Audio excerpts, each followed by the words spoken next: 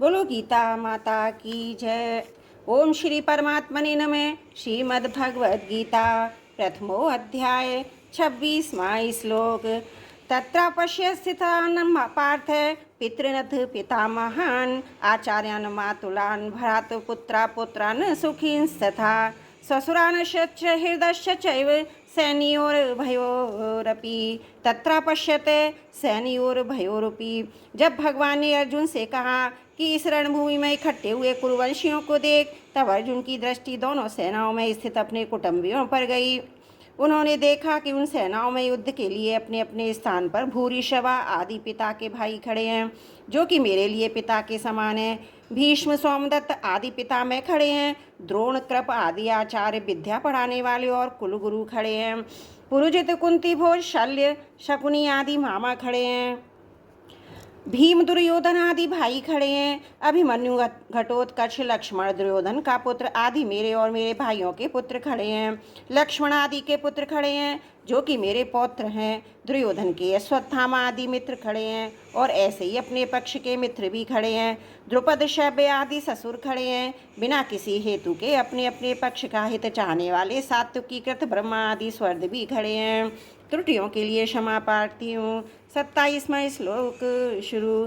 तान समीक्ष स कौन्तेय सर्वान् बन्धून् अवस्थितान् कृपया पर्याविष्टो विषीदन्तनीं ब्रवीत्। तान सर्वान् बंधून् अवस्थितान् समीक्ष। पूर्व श्लोक के अनुसार अर्जुन जिनको देख चुके हैं, उनके अतिरिक्त अर्जुन के वाहिक आदि प्रपितामह धृष्टधुम्न शिखंडी सुरथ आदि साले जयद्रथ आदि बहनोई तथा अन्य कई संबंधियों को दोनों सेनाओं में स्थित देखा। सा कौन्ते है कृपया पर्याविष्ट है। इन पदों से सह कौन्ते कहने का तात्पर्य है कि माता कुंती ने जिनको युद्ध के लिए संदेश भेजा था और जिन्होंने शूरवीरता में आकर मेरे साथ दो हाथ करने वाले कौन हैं, ऐसे मुख्य मुख्य योद्धाओं को देखने के लिए भगवान श्री कृष्ण को दोनों सेनाओं के बीच में रथ खड़ा नहीं करने की आज्ञा दी थी। वे ही कुंती नंदन अर्जुन अत्यंत कायरता से युक्त हो जाते हैं। दोनों ही सेनाओं में जन्म के और विद्या के संबंधी देखने से अर्जुन के मन में यह विचार आया कि युद्ध में चाहे इस पक्ष के लोग मरें चाहे उस पक्ष के लोग मरें, नुकसान हमारा ही होगा, कुल तो हमारा ही नष्ट होगा, संबंधी तो हमारे ही मारे जाएंगे। ऐसा विचार आने से अर्जुन की युद्ध की इच्छा तो मिट गई और भीतर में कायरता आ गई। इस कायरता को भगवान ने आगे कश्मलम तथा हृदय दौर्बल्यम कहा है, और अर्जुन ने कार्पण्य दोषोते स्वभाव कहकर इसको स्वीकार भी किया है। अर्जुन कायरता से आविष्ट हुए हैं, कृपयाविष्ट है। इससे सिद्ध होता है कि कायरता पहले नहीं थी, प्रत्युत अभी आई है। अतः ये आगंतुक दोष है, आगंतुक होने से ये ठहरेगी नहीं, परंतु शूरवीरता अर्जुन में स्वाभाविक है, अतः वह तो रहेगी।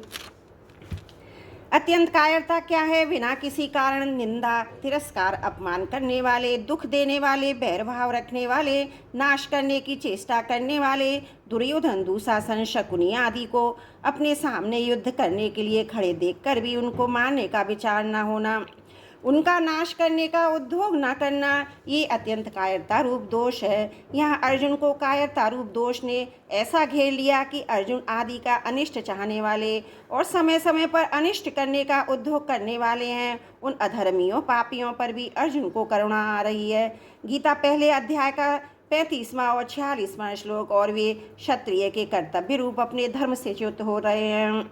विषीदनीन्मद ब्रवीत। युद्ध के परिणाम में कुटुंब की, कुल की, देश की क्या दशा होगी, इसको लेकर अर्जुन बहुत दुखी हो रहे हैं, और इस अवस्था में भी ये वचन बोलते हैं जिसका वर्णन आगे के श्लोक में किया गया है। 27वां श्लोक समाप्त। त्रुटियों के लिए क्षमा चाहती हूँ। 28वां श्लोक।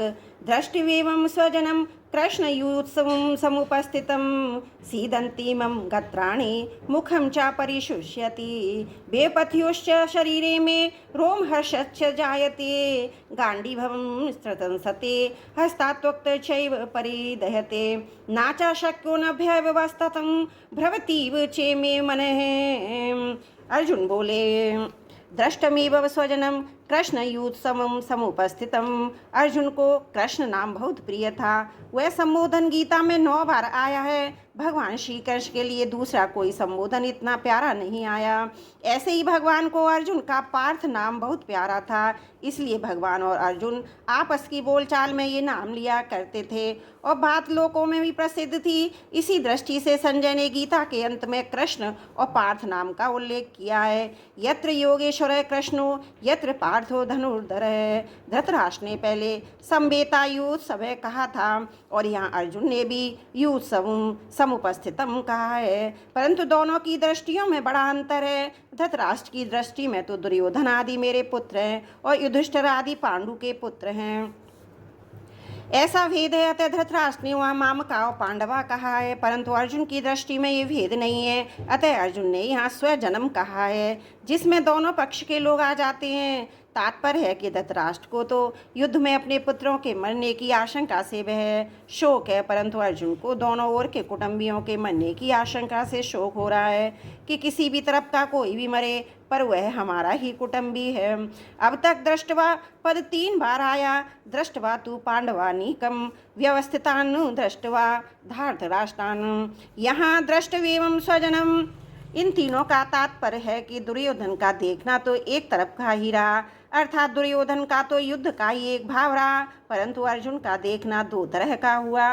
पहले तो अर्जुन धृतराष्ट्र के पुत्रों को देखकर वीरता में आकर युद्ध के लिए धनुष उठाकर खड़े हो जाते हैं और अब स्वजनों को देखकर कायरता से आविष्ट हो रहे हैं, युद्ध से उपरत हो रहे हैं और उनके हाथ से धनुष गिर रहा है। सीदंती मम गत्राणी भ्रवती चा मे मन है। अर्जुन के मन में युद्ध के भावी परिणाम को लेकर चिंता हो रही है, दुख हो रहा है। उस चिंता दुख का असर अर्जुन के सारे शरीर पर पड़ रहा है। उसी असर को अर्जुन स्पष्ट शब्दों में कह रहे हैं।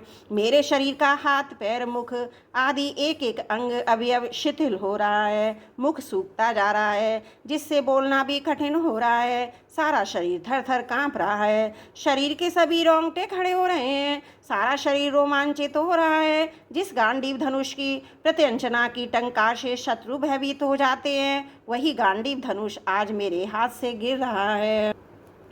त्वचा में सारे शरीर में जलन हो रही है, मेरा मन भ्रमित हो रहा है, अर्थात मेरे को क्या करना चाहिए यह भी नहीं सूझ रहा।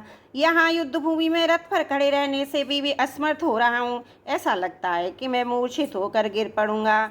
ऐसे अनर्थकारक युद्ध में खड़ा रहना भी एक पाप मालूम दे रहा है। त्रुटियों के लिए क्षमा चाहती हूँ। 28वां 29वां 30वां श्लोक समाप्त। वसुदेव सुतं देवं कंस चारुणमर्दनं देवकी परमानंदं कृष्णं वन्दे जगद्गुरुं कृष्णं वन्दे जगद्गुरुम्।